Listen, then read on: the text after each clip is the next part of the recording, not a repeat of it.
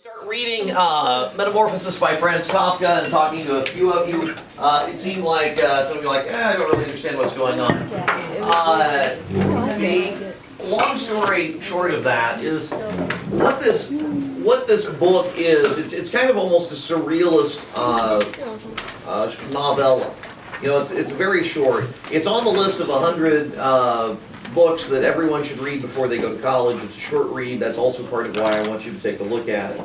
But it really is trying to represent basically how the modern world is showing just a complete break with the community that we have. Because you can see what ends up happening to Gregor Samsa. What? He transforms into a bug. Now literally, what Kafka's trying to say isn't that when you go to work, you're going to become a bug. But what happens to you as you go away out in the world, away from your family?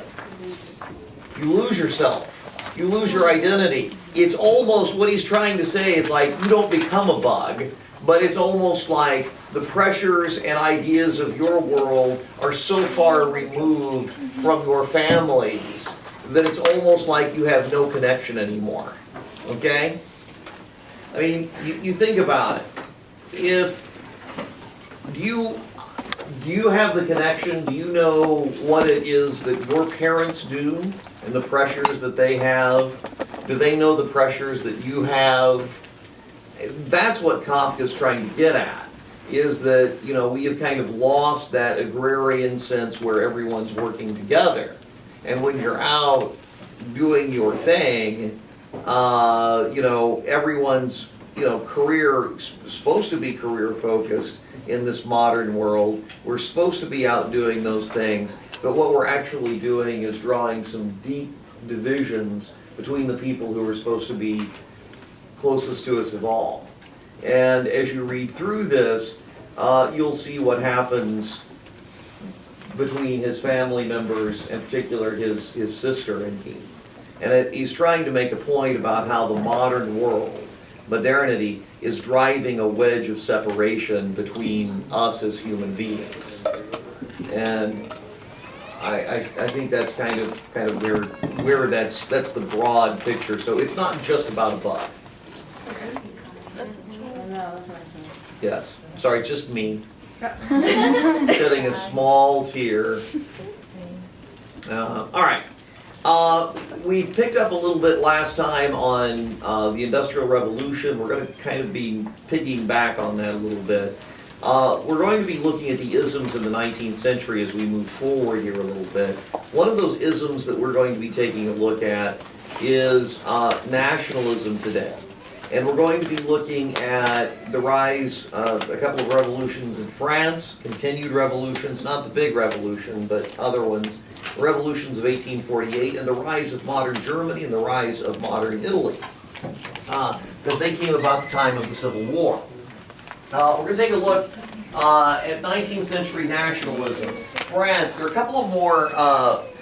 France today is on its seventh republic, because they would kind of swing back and forth between a monarchy and a republic from 1789 all the way up to the present. And so we're going to be looking at one of the subsequent revolutions of 1830. This is what you saw in Les Mis, okay? So to kind of put it in perspective. The House of the July Monarchy, as it's called, in 1830. Basically, there's going to be a new person come to the throne. And his name is Louis Philippe. His nickname was the Citizen King because he was from the middle class. He was the bourgeois, bourgeois king. And of course, bourgeois means what in French? That's exactly what it means. It literally means I have no idea. You're right, Bridget. What bourgeois means was middle class. He was the middle class king, if you will. And he kind of had it on both sides. His mom was from a noble family, but his dad had been a Jacobin during the French Revolution. And you remember who were the Jacobins? The people that killed people. The people that killed people. Yeah, that was the radical. And who's the most famous Jacobin of them all? Maximilien Robespierre. So he kind of could fit both sides, but he wanted to rule as a constitutional monarch, which meant that he was not an absolutist, he would rule with parliament. And he also stipulated he would be king, but there would be no other nobility. So there's no nobility, just him. And to kind of show France's nationalism, he brought back the most iconic symbol of France being awesome. And conquering most of the world except Russia. And what was that symbol? Napoleon. You're right, there is a baby. Napoleon. He's going to bring Napoleon Bonaparte's body back from St. Helena, build a huge mausoleum around it, and that's going to be a scene of the French national government. People are going to come and see all of this. And he rules for 18 years, and everything's great until the economy goes south. And in 1848, there is a brief revolution, as there's going to be in a lot of Europe. Okay? And bringing Napoleon back is going to kind of bite Louis Philippe in the, as Forrest Gump would say, in the buttocks, because it's going to revive Bonapartism. And so who's going to come to the throne is no other, or lead this next revolution, none other than the nephew of Emperor Napoleon. And it's going to be Louis Napoleon. Wait, what did he build again? So he dug up Napoleon's body and came back and built a huge mausoleum. A huge building to hold his remains. Okay? Well, the Revolution of 1848 is going to have the Second Republic. And in it, what the middle class was wanting was universal male suffrage. So every man in France, whether he owned property or not, was going to have these. They also, and because they abolished the property ownership, in the next election, 85% of males had the right to vote. It's pretty impressive stuff. They temporarily abolished the death penalty because the guillotine had been used frequently. They also wanted to establish the right to vote, which is kind of a paean or an appeal to kind of some socialist ideas that had been percolating at the time, that every individual should have the right to vote. Unfortunately, this revolution, for those who like democracy, didn't end well with democracy because there was a very popular authoritarian figure who came to power, and that was Napoleon's nephew, Louis Napoleon.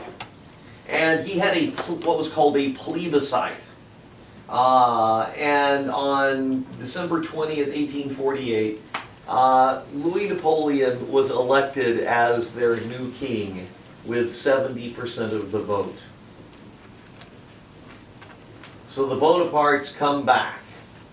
And he's going to rule basically in France for the next 20 years. Okay? This nephew of the famed emperor. And Louis Napoleon is going to do a few things, but we'll talk about him in just a little bit. One of the things that he does, I'll come back here, is he's going to, you remember in Les Mis, how they had barricades, small streets, and they'd put a whole bunch of junk and overturn the carts? He's going to make huge boulevards. He's going to clear out, if you travel to Paris, any of you been to Paris? Okay, beautiful. And you notice a lot of the architecture, if you're not on the Ile-de-France where Notre Dame is, you notice it's very similar, and wide boulevards. Well, he knocked all that stuff down, had it built with huge barricades, so they couldn't put barricades up anymore. So he could rule. All right, now, let's talk a little bit about these revolutions that sweep through Europe in 1848. There are a whole bunch of nationalistic revolutions that sweep through Europe in 1848. And if you do a little ancestry DNA and your family is from Europe, you may find that they immigrated to the United States around this time for a variety of reasons. If they're Irish, it's maybe because of the potato famine. But if you have German ancestry or Italian ancestry, It may be because they were part of these revolutions or even French. The results, what again is nationalism? Just to make sure we're all on the same page. What's nationalism? Yeah, you have a love of your country. And nationalism tended to be kind of a middle-class movement in the 19th century. And so one of the things that the revolutions of 1848 are going to do is kind of try to move a little bit forward on this idea that the middle class need to have power. Now, almost all of these revolutions in 1848 end up being failures. The monarchs hold power. Part of the reason, one of my ancestors, Arthur Schaefer, came from basically what would be Germany to Creel Springs, Illinois in 1849 because he backed the wrong horse. So when you back the wrong horse and the king holds power, what do? You get out. So he went to Creel Springs, Illinois. Sorry for him, but that's what he ended up doing. But they did get the middle class did get a few reforms. Serfdom is going to end throughout much of Europe. Do we remember what serfdom was? It's not that you get aboard and right away it's an end to this. You get a piece of land, and then you live on the land, and you grow food that all goes to like The Lord. it's like a shrine. Yeah, it's left over from medieval society, and the Lord, the serf was tied to the land. It was almost like slavery to the land. So that's gone. So it's going to end that. Most of the monarchs that are going to stay as constitutional monarchs. Does everyone understand what a constitutional monarch is? Like they rule with parliament? They rule with a parliament. They're not above the law. They're not absolutists. Okay? As I mentioned, this ended up creating those on the losing side. There was large-scale immigration to the United States, like my ancestor Arthur Schaefer. He came to Creel Springs, the German side of my family. And you also then had the rise with constitutional monarchs, the rise of parliaments or representative assemblies throughout much of Europe. And you might say, well, where are these places? Prussia is located, this would be a state that ultimately becomes part of modern Germany. Piedmont is a state that ultimately becomes part of modern Italy. Austria is, of course, well, still Austria. Okay, now, what are some elements of nationalism? What are some key kind of ideas that went hand in hand with nationalism at this point? Well, there was an emphasis on literacy. Because if you're middle class, why do you want everyone to be literate? So they can vote. You want people to be able to read a ballot. Okay? That's true. I voted today, so I have the sticker on. And I had to read the ballot. Okay? So there's that. What else is there? What's another reason you might want more literacy? Voting is true, but why else? If you're abolishing serfdom, where are people working? They're going to start being the place they have to start knowing how to read. You need to know how to read. You're going to be working in shops, or you're going to be working in factories. It would be nice if you could actually read the materials. One of the other elements of the growing of nationalism is the growing middle class. It's a misnomer. A lot of times we think that revolutions are started by people who are have the boot on their throat, who are being oppressed. Most of revolutions throughout history are actually led by people who are pretty well off. I mean, think about the American Revolution. Who led that? Was George Washington and Thomas Jefferson, were they like poor guys? No. Okay? So there's a growing middle class, and they were wanting power, and that was one of the reasons for it. If you remember before break, we talked a little bit about Auguste Comte, and he had this idea of positivism, that the world was getting better through science. Well, a lot of 19th century nationalism had a lot of faith, if you will, in the idea that society was getting better. There was progress. That the world was constantly going to be getting better. So progress was bringing us forth. Okay? They also had this belief in the merits of national or folk culture. There was an Italian culture, there was a German culture, and there was wisdom in the ideas of the common people. This really ties into the notion of Romanticism. As such, there was also this idea that there was national literature and national art. There was an English style of writing poetry, or a French style of writing poetry, or English music, or French music. Okay? And we still even see remnants of this today. I mean, we think of French food, or we think of German food, or we think, unfortunately, of English food. I mean, there's foods that are out there, okay? But there's the idea that there's, that there's not like European culture. There's Irish culture, or there's Italian culture, or there's Piedmontian culture, okay? 19th century nationalism also advocated free market capitalism. Are we all familiar with free market capitalism? You're not familiar with free market capitalism. Maybe I am. Okay.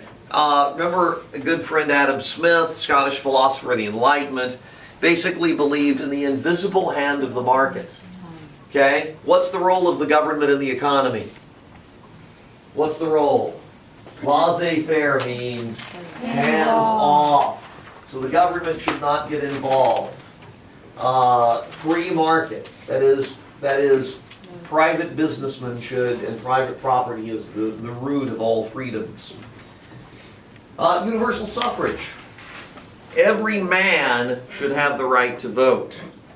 Sorry, ladies, other than John Stuart Mill, there weren't a lot of people who were advocating the idea that women should have the right to vote. But it's coming. Okay? And compulsory public education. Why compulsory public education? Well, if everyone has, or every male has the right to vote, everyone should be able to read or write. Nationalism really is going to advocate public education, but it's also going to do something else. What else is taught in schools? Nationalism, yeah. You're going to be taught to love your country. I mean, you think about at the high school or middle school, what's 7th grade social studies about? American history. What's 8th grade about? What's 9th grade about now? American. Yeah. You've got to take American government. So 3.5 out of 4.5 years of social studies is on the United States. Why? I think you could make the case it's because of nationalism. Okay? All right. Any questions about the elements of nationalism, the characteristics of nationalism in its 19th century view before we move on? Okay. The Second Empire of France. Napoleon III is on the throne. Louis Napoleon changes his regnal or reigning title to Napoleon the III. He doesn't call himself Napoleon II because he was not Napoleon's son, and Napoleon's son died, so he never got to rule in his own way. But so he took the name Napoleon III. What does he do? Well, it's kind of a mixed bag. On one hand, Napoleon III is going to advocate freedom of the press, which in a way is a very kind of liberal, nationalistic, 19th century kind of idea. Because if you do want to have, the idea was that if you do want to have a growing society, what do you need to have? Some different ideas. And the way that you have differing ideas is a free press. So on that end, he's kind of a good constitutional monarch. On this end, plebiscites, he's not. What's the root word of a plebiscite? Think Rome here. A plebeian, yeah, or plebe. And what was a plebeian or a plebe? Common person in ancient Rome. A commoner, not a nobleman, just a common person. What Napoleon III liked to do was hold elections that people have called plebiscites, which were basically kind of manipulative elections. It would be like, do you want the august person of the emperor to continue reigning to have a glorious France? Yes or no? What's the problem with a plebiscite phrased like that? Like telling you to repeat. What are you supposed to say? The answer's already put out there in that, right? Like if we had a plebiscite in the 2020 election, should you support the august person of our president? Yes or no? You know, or the wonderful leadership of our current president? Yes or no? You know, as they'd say in a court of law, that's a leading question, isn't it? So, but the reason they called it plebiscites, Napoleon III would say, hey, I have elections. People just love me. They vote for me and they say, awesome. And so that's what would happen. So he was able to manipulate the people. He was a master at city planning, though. As I mentioned earlier, Hannah, you went to Paris. You'll notice one of the great things about Paris is the uniformity of the architecture, the broad boulevards, the, well-illuminated city streets. What he did is he basically had much of the old town of Paris, except the Ile-de-France in the center there, torn down and built architecturally the same. And he had wide boulevards built so revolutionaries couldn't put barricades up like you saw in Les Mis. He also did a few things that didn't work quite so well for him. He tried to put a guy on the throne in Mexico, Maximilian, in the 1860s. Maximilian? Was he still alive during this? When did Different he die? Maximilian. Oh, okay. Different Maximilian. Good question, though. Tried to put this guy on the throne in Mexico. Didn't go over super well and didn't end up staying on the throne, but he spent some time trying to invest some power over there. That was also about the same time as the American Civil War, so probably in the back of his mind he thought, well, if the United States couldn't get their stuff together, why France could get a toehold back over in the New World. And ironically, he supported the creation or unification of a modern Italian state. And he was a big supporter of that, because he saw, a glorious Italy would support a glorious France. Ultimately, though, Napoleon III is going to end up being undone by the unification of Germany. I will say, as far as world leaders in the 19th century goes, though, he had a great set of facial hair. I mean, look at that. Isn't that awesome? I gotta love that stash and that goatee. And everyone needs to start sporting some sashes. Wouldn't we look better if we all wore sashes? I'm not getting a lot of buy-in here from you. No. Yes. I think we need the sashes. Sashes rule. Okay. What's Are that? you saying stash or Oh, we need sashes, and we also need stashes. Yeah, I was gonna say. All right. Now we're going to get to the big boys and girls of unification and nationalism in the 20th century. And that is the unification of Germany, and then the unification of Italy. Prussia is going to be the center of German unification in the 19th century. You might say, well, okay, isn't Prussia related to Russia? No, they're not. Okay? Prussia is a German-speaking, it was a German-speaking small state that bordered Poland, right here, and its capital was Berlin. What's the capital of modern Germany? Berlin. Berlin. Yes, Berlin. So this is going to be the foundation of it. Why did Prussia and not Austria take the lead for German unification? Well, that's because they were pretty smart. They saw earlier, about 100 years earlier, they founded something Prussia did called the Zollverein. It's fun to say. Zollverein. Say it with me. Zollverein. You didn't say that with enthusiasm. No. We'll try again. Ready? 1, 2, 3. Zollverein. It's very nice. Zollverein. Now you might say, what is a Zollverein? It's a trade federation. Like Star Wars Episode 1, but without Gungans. Okay? A trade federation. Okay? If you've ever seen that film, and if you have, No, it's all right. What they did is they created a trade federation among all the little German states, but they kept Austria out of it. Okay? And so that started building goodwill and power and ability within the German states towards Prussia. Also, Prussia had a kick-butt military. They were small, but they were really pretty powerful.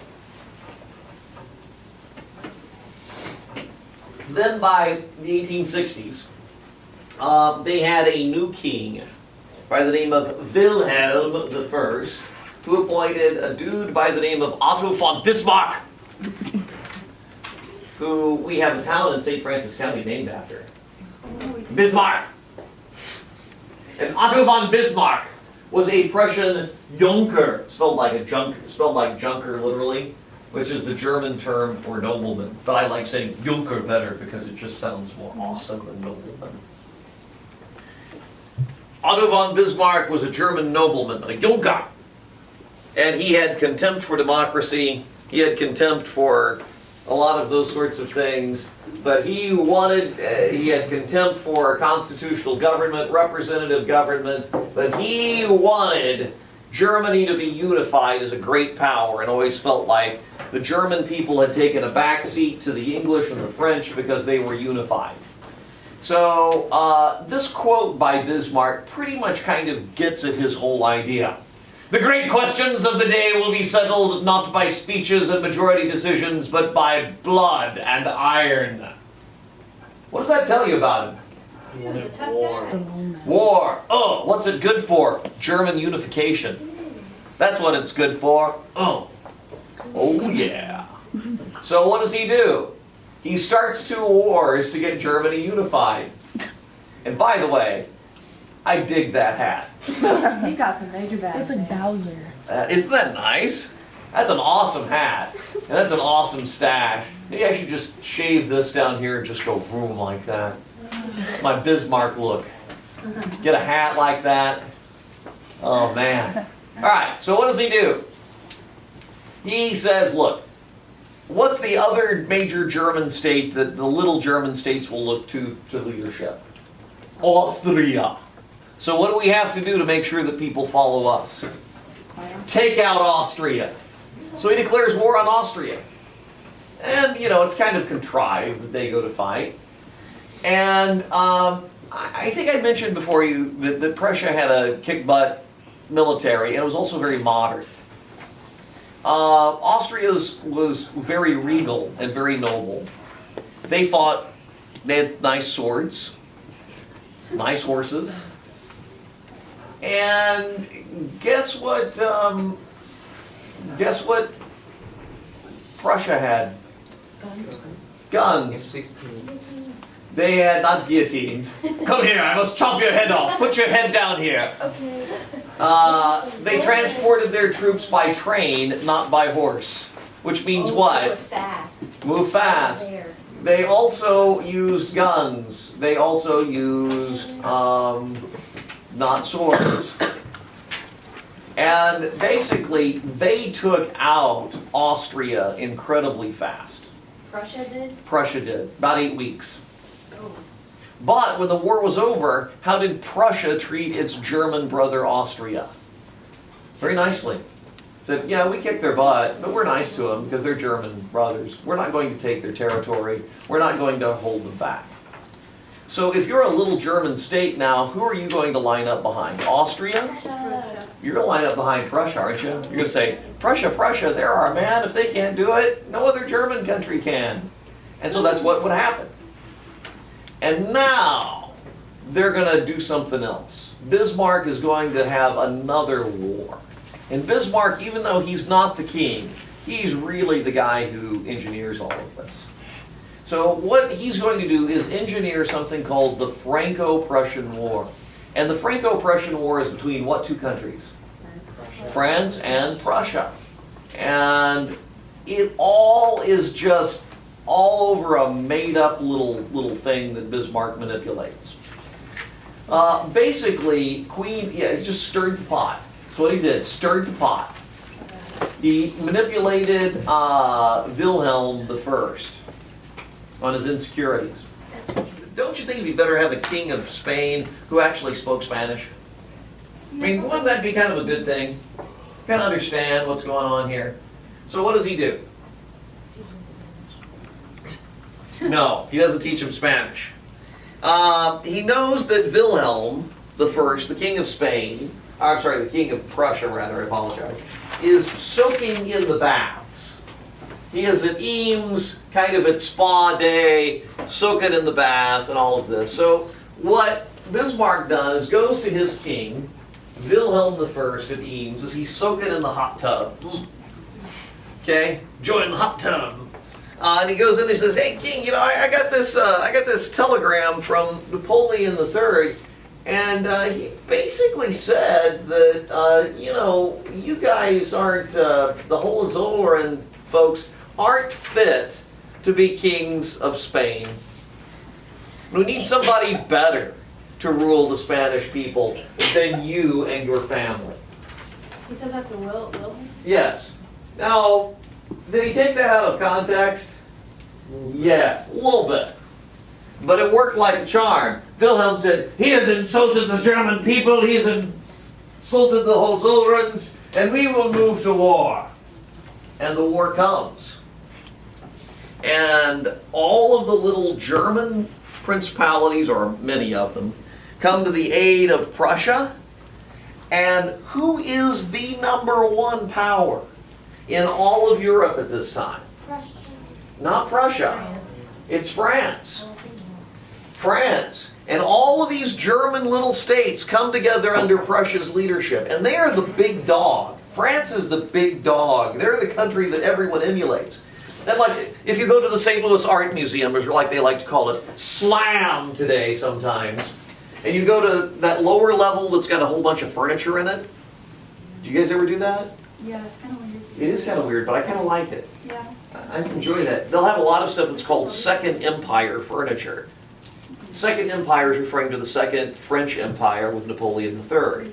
Everyone, if they had style in Europe at this time, guess who they were trying to copy and emulate?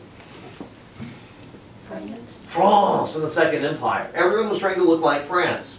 Just like everyone in this room was trying to emulate me by wearing blue Oxfords all the time, right? No, okay. So it's the opposite of me is what I'm trying to say here, okay?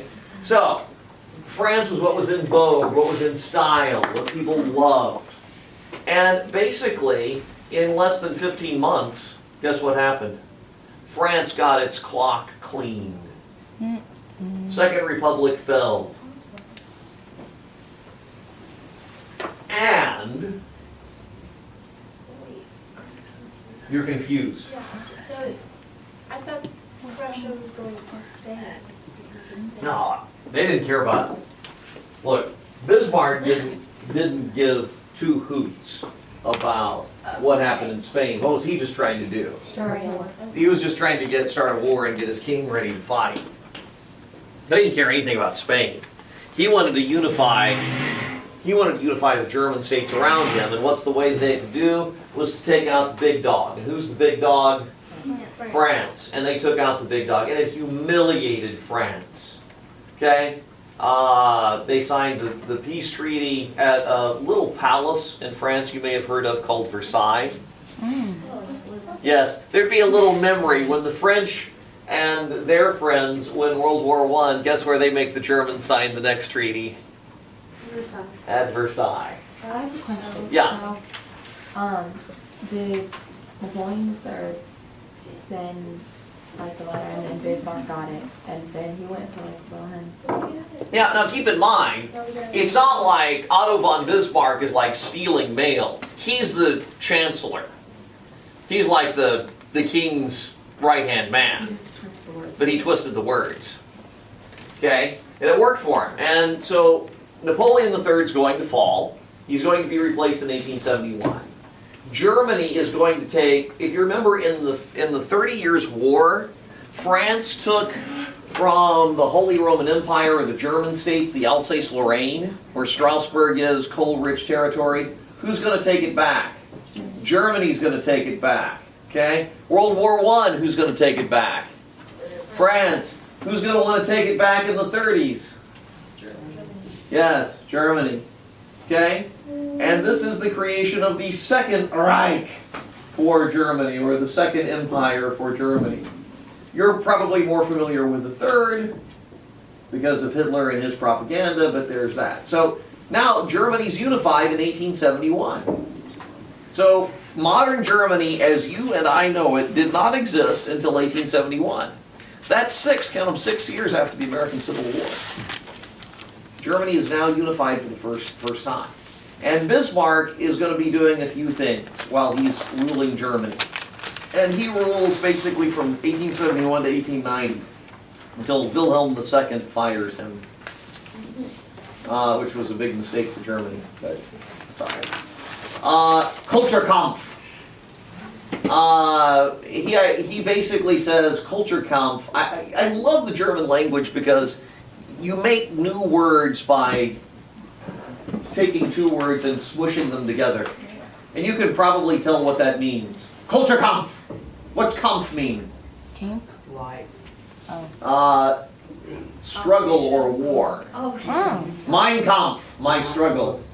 Okay, culture. So culture struggle. Culture struggle or culture war. Okay? And he basically believed that there was a war for the soul of German nationalism. And he identified two threats to German nationalism. One is Catholicism, and the other is socialism. Now, why is Catholicism one of the threats? Because we're more religious than we're more German. Isn't it a Protestant country? Well, the northern part was Protestant, the southern part was Catholic. So that's good. But if you're loyal to Jesus above all else, what will you not be loyal to? Germany. Yeah. So you've got to place your loyalty first in the German state, not in religion.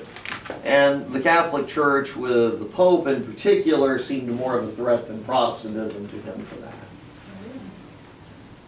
The other threat he saw was socialism. And what does socialism espouse? You know what socialism is? Anyone know? Anyone? Anyone? Anyone? Anyone? Anyone? Like Sweden. Sweden, yes. So, IKEA. Socialism's like IKEA. What's socialism? I love IKEA, actually. It's like a step down.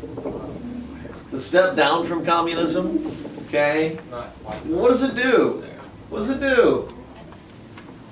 It's a step down from communism. What does it do? What is it? Tasha, can you tell us about it? You don't know? Okay. Hannah? Kat, can you tell us about it? I honestly don't remember. Socialism? Abby? No. Nobody knows anything about socialism? No? No? No? Nobody knows. Socialism. Well, socialism is a system of government in which some of the means of production, that is some of the factories, organizations and such, are owned by the government or controlled by the government. So in Sweden, for instance, if you get sick, who takes care of you? Who takes care of your health costs? The government. Okay, socialism basically has more shared costs. And who does socialism tend to appeal to the most? Huh? Usually the lower class. Why? Because sometimes they don't have enough money to cover costs, so they get help from the Right. If you're rich, you really don't need or want help from other people. Okay? But otherwise, for instance, a country like Sweden, if you're going to a university, who pays for the university? The government. The government. If you get the scores to get into the university, you go for free. In our country, who pays for it? You. Okay? It's a different kind of situation. Now, why did a guy like Otto von Bismarck think that this would be a problem? Why did he see this as an issue? Because he thought the government would go broke. He didn't have too much. Yeah, he could have argued that position. There's also another reason. He also thought that you know, people who were rich were successful. You know, he didn't care about everyone getting their individual rights. But he did, however, want to make sure that he took some of the fuel from them. So he looked at the social agenda and he did a couple of things. He created the first social security system in the world in the 1880s. He hated socialism and everything that it stood for, but he listened to the socialists and they're like, okay, what we need is an old-timer's pension. Because we got a lot of old people. The biggest group that's in poverty are the elderly. And so we need a poverty safety net for them. So we need to give all the old folks a government pension, which is kind of what Social Security is in our nation. So what did he do? He said, done. Second thing he did, so he created the world's first, beat ours by 50 some odd years. Second, he created a world-class university system where people got in on their merit. Now, the university system that Germany created was a lot different than, say, like the English system. Let me see if I can explain it to you. What's the difference between a university and a college? Is the university bigger? University is usually bigger and has a graduate school. His idea of what a university was would end up having what he called a PhD program. Okay? The English traditional idea of what higher education would be is kind of much like today's lesson has been. What have I been doing? Basically up here, giving you the information, lecturing. So let's say this is you, this is me, the water in it is the knowledge. What am I doing? Pouring it into you. Okay? So the German idea, this was the English idea of how instruction should be. The German idea was that's okay for 100 and 200 level classes. By 300 and 400 level, they should be what are called seminars, not fourth period, but a place where you go and you basically do your own research. Okay? And then you go pursue a graduate degree, a PhD. They were the ones who invented it in Germany. And what do you have to do to get a PhD? Write a paper.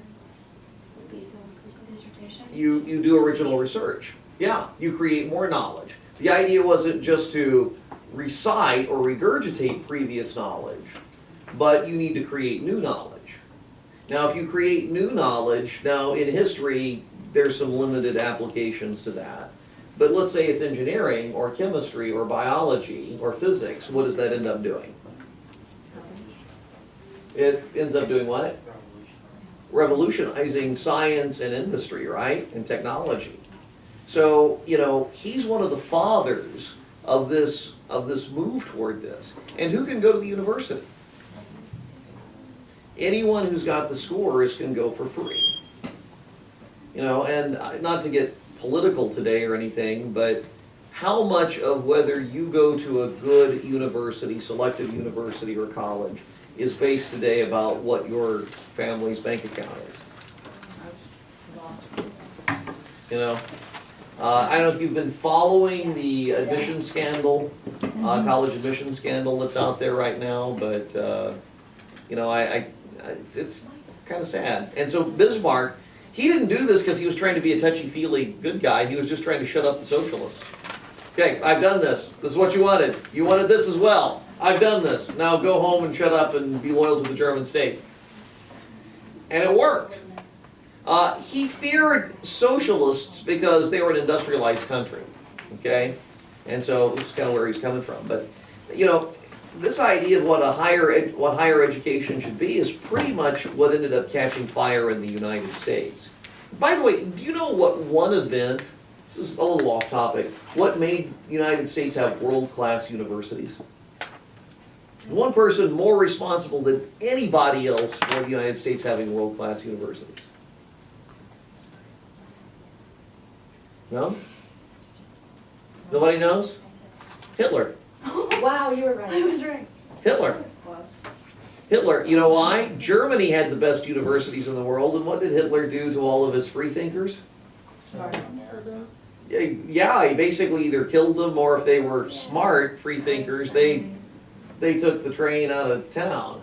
And many of them, like Albert Einstein, came to the United States and built our institutions.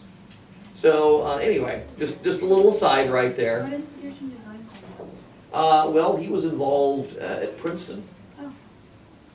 Paul Oscar Christeller was actively involved at Columbia University, not the one in New York. Not Missouri. Not Mizzou. Not Missouri. No offense, to those of you going to No, it's Mizzou. okay. We understand. You know. So anyway, it's kind of cool stuff. Any questions about German unification? Who's the grandpa of modern? Who's the father? The George Washington of modern Germany? Otto von Bismarck. Very good. What's the war that founds this? Franco-Prussian War. Okay. All right. The last one we're going to take a look at today is not that. Karl Marx. It's not Karl Marx. We'll hit that later. I'm going to hit. We've got to take a look at. We're going to take a look at Italian unification. Yes.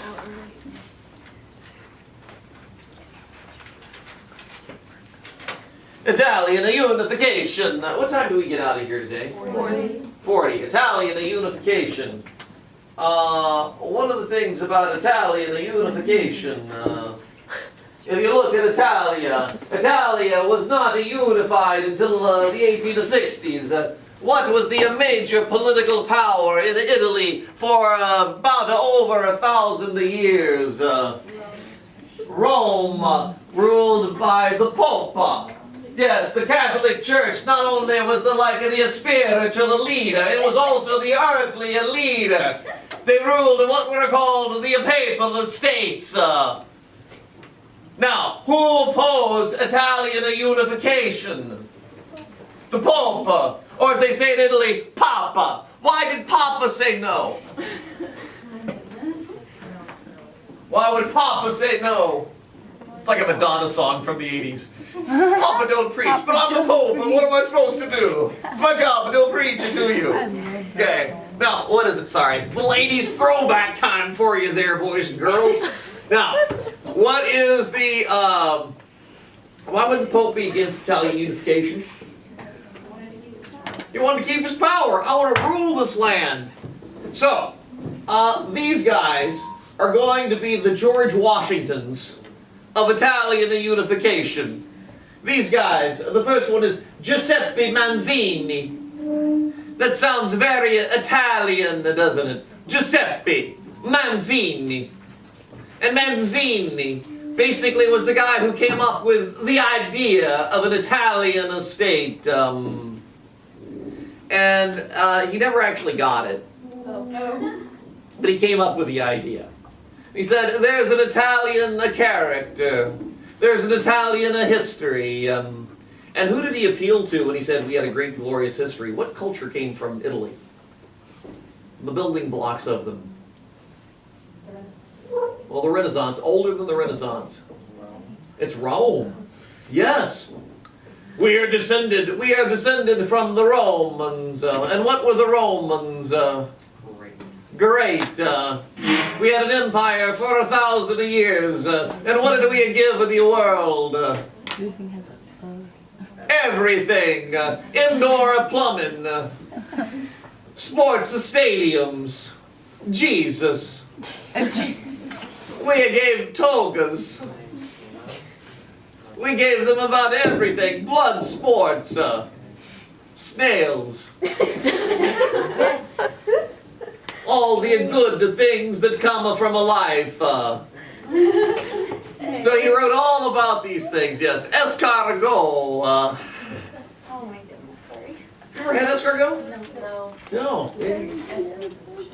Not really. Any of you had, nobody's had escargot? What's that? Sarah liked it. She did? We Oh, good. only ate pizza when we were in Italy. I'm glad you branched out. We only ate Franco-American SpaghettiOs when we were in Italy. We brought our own. That's right. We eat our that's when I took a student group over there. Everyone was like always wanting to eat at the Hard Rock Cafe. I'm like, why? There's one in St. Louis. Why do you want to do this? A hamburger's a hamburger.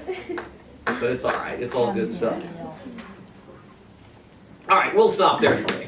We'll come back to Italian Union.